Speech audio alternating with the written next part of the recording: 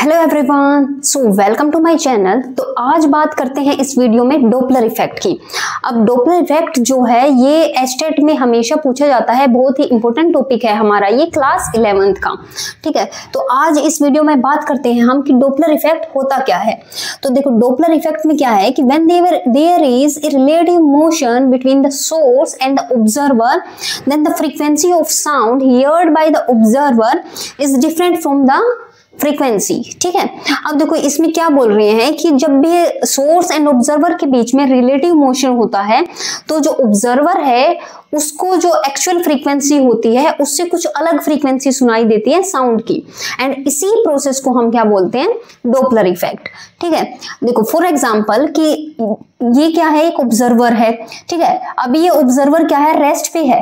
ठीक है, ये यहाँ पे खड़ा है, यहाँ पे ये क्या है, एक सोर्स है, ये कोई कार मान लो, ये एक सोर्स है, ये भी क्या है, रेस्ट पे है। और कार में से क्या कर रहे हो कि कार में तुम बैठे हो कि लगातार क्या कर रहे हो, हॉर्न बजा रहे हो।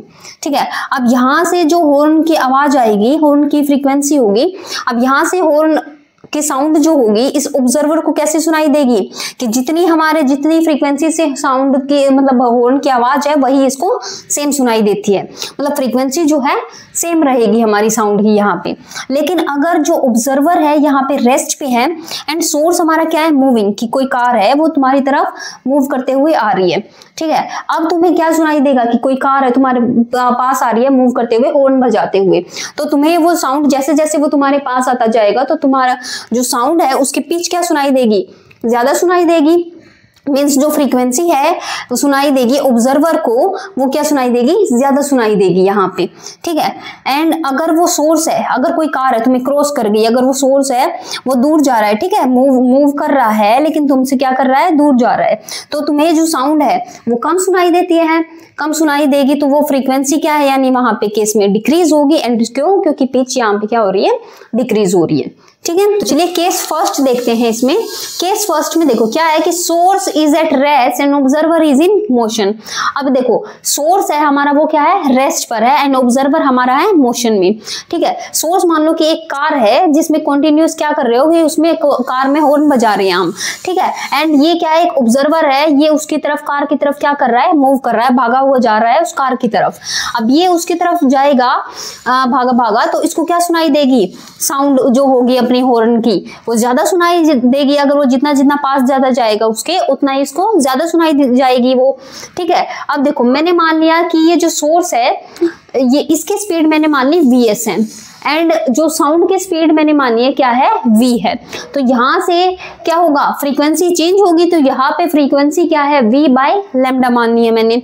ठीक है, अब देखो ये ऑब्जर्वर है, ऑब्जर्वर इसके पास जा रहा है, तो जो स्पीड होगी साउंड की वो क्या हो जाएगी, v प्लस v नोट। ठीक है, तो यहां से जो ऑब्जर्वर को फ्रीक्वेंसी सुनाई देगी वो कितनी सुनाई देगी, v plus v note by lambda. ठीक है, उसको ज्यादा फ्रीक्वेंसी सुनाई देगी, तो एफ नोट क्या आ जाएगा यहाँ से, v plus v naught by v into F S, क्योंकि लैम्डा क्या है हमारा, v by F S, where F S क्या है हमारी फ्रीक्वेंसी ऑफ सोर्स। ठीक है, अब नेक्स्ट केस देखो, नेक्स्ट केस में क्या है कि when observer is at rest and source is in motion. Observer हमारा क्या है, रेस्ट पर है, एंड सोर्स हमारा क्या है, मोशन में है। ठीक है, इसमें ऑब्जर्वर मूव कर रहा था, यहाँ पे क्या है, ऑब्जर्वर रेस्ट पे है एंड सोर्स क्या कर रहा है, मूव कर रहा है। सोर्स मानो कि ये कार है, ये कार इसकी तरफ मूव करती हुई आ रही है, तो मैंने मान ली कि जो साउंड की स्पीड है वो क्या है, v है, एंड जो सोर्स की स्पीड मैंने मान ली vs है। ठीक है, अब ऐसा नहीं है कि ये दोनों साउंड क्या हो जाएंगी, ऐड हो जाएंगी, दोनों की स्पीड ऐड होगी। ठीक है, यहाँ पे क्या होगा हमारा कि मानो ये जो सोर्स है कि मैंने मान ली कि पहले यहाँ पे वेवलेंथ चेंज होगी। इस वाले केस में कैसे होगी वेवलेंथ चेंज, देखो कि मैंने मान ली कि पहले वेवलेंथ थी ये a टू b। ठीक है, ये वेवलेंथ थी हमारी पहले साउंड की। अब साउंड ने क्या किया, कुछ अपने डिस्टेंस ट्रेवल कर ली, कि मैंने मान ली कि अब जो साउंड है वो आ गई, ये जो ए पॉइंट है ये शिफ्ट होके आ गया इस वाले पॉइंट पे, तो यहाँ पे अब ये ए पॉइंट आ गया कि साउंड ने कुछ डिस्टेंस ट्रेवल कर ली, तो मैंने माना है वो साउंड ने कितनी डिस्टेंस ट्रेवल की है, v इंटू टी। ठीक है, और साथ साथ हमारा सोर्स भी क्या कर रहा है, मूव कर रहा है।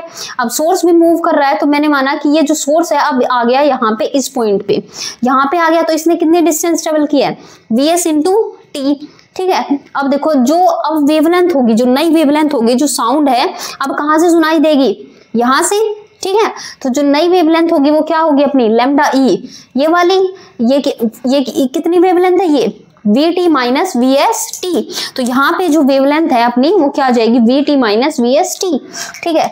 तो यहाँ पे देखो फ्रीक्वेंसी कितनी सुनाई देगी ऑब्जर्वर को, V बाय लैम्डा ई, यहाँ पे वेवलेंथ चेंज होगी इस वाले केस में। तो लैम्डा ई क्या है V minus VS into T. तो फ्रीक्वेंसी जो ऑब्जर्व फ्रीक्वेंसी है ऑब्जर्वर को सुनाई देगी वो देगी हमारी V by V minus VS into T. T क्या है टाइम है, टाइम क्या होता है 1 बाय FS, तो ये आ जाएगा इंटू FS।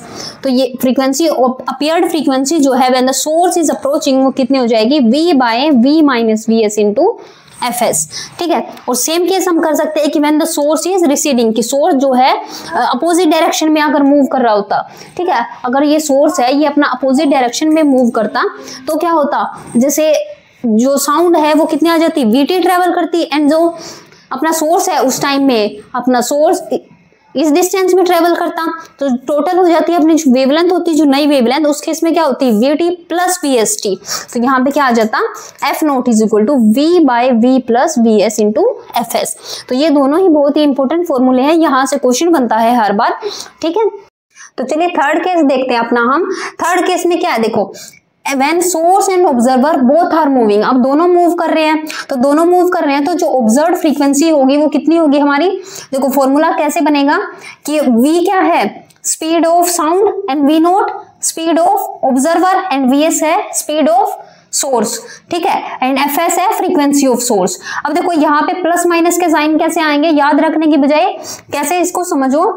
देखो क्या है इसमें कि ऑब्जर्वर है, ऑब्जर्वर एंड सोर्स दोनों क्या कर रहे हैं एक दूसरे की तरफ मूव कर रहे हैं, तो ऑब्जर्वर सोर्स की तरफ मूव कर रहा है तो फ्रीक्वेंसी क्या करेगी ऑब्जर्वर के कारण क्या होगी बढ़ेगी, एंड सोर्स ऑब्जर्वर की तरफ मूव कर रहा है तो सोर्स भी क्या करेगा फ्रीक्वेंसी बढ़ाएगा, तो दोनों ही बढ़ाएंगे। तो यहाँ पे क्या साइन आ जाएगा अपना, जो ऑब्जर्व फ्रीक्वेंसी का फॉर्मूला होगा V प्लस V नोट, ठीक है, और सोर्स भी क्या कर रहा है ऑब्जर्वर की तरफ मूव कर रहा है, ये भी फ्रीक्वेंसी बढ़ाएगा। तो ये कब बढ़ाएगा जब इसमें क्या होगा नेगेटिव साइन, क्योंकि देखो नीचे है ना इनवर्सली, तो V minus VS into FS। तो यहाँ पे फॉर्मूला कौन सा हो जाएगा V plus V naught by में V minus VS into FS, ठीक है। अब नेक्स्ट केस देखो, सोर्स क्या कर रहा है हमारा, ऑब्जर्वर क्या कर रहा है सोर्स की तरफ मूव कर रहा है, एंड सोर्स क्या कर रहा है ऑब्जर्वर से दूर भाग रहा है, ठीक है। तो इस केस में क्या होगा, अब देखो सोर्स ऑब्जर्वर है सोर्स की तरफ मूव कर रहा है तो ऑब्जर्वर क्या करेगा फ्रीक्वेंसी बढ़ाएगा, ठीक है, एंड सोर्स क्या कर रहा है इससे दूर जा रहा है तो ये फ्रीक्वेंसी क्या करेगा घटाएगा। तो इस केस में जो फ्रीक्वेंसी होगी ऑब्जर्व फ्रीक्वेंसी वो क्या हो जाएगी F naught is equal to, observer क्या कर रहा है बढ़ा रहा है तो V plus V naught, and source क्या कर रहा है घटा रहा है फ्रीक्वेंसी घटा रहा है तो नीचे क्या आएगा प्लस साइन यानी V plus VS into FS, ठीक है। अब थर्ड केस देखो, थर्ड केस में क्या है हमारा ऑब्जर्वर सोर्स से दूर जा रहा है एंड सोर्स ऑब्जर्वर के पास जा रहा है, तो ऑब्जर्वर सोर्स से दूर जा रहा है तो फ्रीक्वेंसी ये क्या करेगा घटाएगा, एंड सोर्स ऑब्जर्वर के पास जा रहा है तो ये फ्रीक्वेंसी क्या करेगा बढ़ाएगा अपनी, ठीक है। तो यहाँ पे फॉर्मूला क्या बन जाएगा, तो frequency observe frequency F naught is equal to, observe क्या कर रहा है फ्रीक्वेंसी डिक्रीज कर रहा है तो V minus V naught, and source क्या कर रहा है ऑब्जर्वर के पास जा रहा है यानी फ्रीक्वेंसी बढ़ा रहा है यानी V minus VS into FS, ठीक है। तो ये हो जाएगा हमारा थर्ड केस। फोर्थ केस में देखो, फोर्थ केस में ऑब्जर्वर क्या कर रहा है दूर जा रहा है सोर्स से, एंड सोर्स क्या कर रहा है सोर्स भी दूर जा रहा है ऑब्जर्वर से, तो इस केस में ऑब्जर्वर क्या करेगा फ्रीक्वेंसी घटाएगा, एंड सोर्स जो है वो भी ऑब्जर्वर से दूर जा रहा है तो ये भी फ्रीक्वेंसी क्या करेगा घटाएगा। तो यहाँ पे जो फॉर्मूला बन जाएगा ऑब्जर्व फ्रीक्वेंसी का वो क्या होगा दोनों ही घटाएंगे, तो V minus V naught, source घटाएगा फ्रीक्वेंसी तो उसमें क्या आता है प्लस साइन यानी V प्लस VS इंटू में क्या आ जाएगा FS, तो यहाँ पे ये फॉर्मूला हो जाएगा, ठीक है। तो यहाँ पे ये चार फॉर्मूले बन जाएंगे हमारे according to the motion of the source and the observer. तो यहाँ पे जो साइन होंगे यहाँ पे क्या लिखा होता है हमारा साइन ऐसे प्लस माइनस माइनस प्लस, तो वो साइन ऐसे आते हैं अपने प्लस माइनस माइनस प्लस, ठीक है। तो यहाँ से हम डॉपलर इफेक्ट को समझ सकते हैं। तो ये बहुत ही इंपॉर्टेंट टॉपिक है हमारा एचटेट का। तो I hope you understand this topic. So thank you everyone.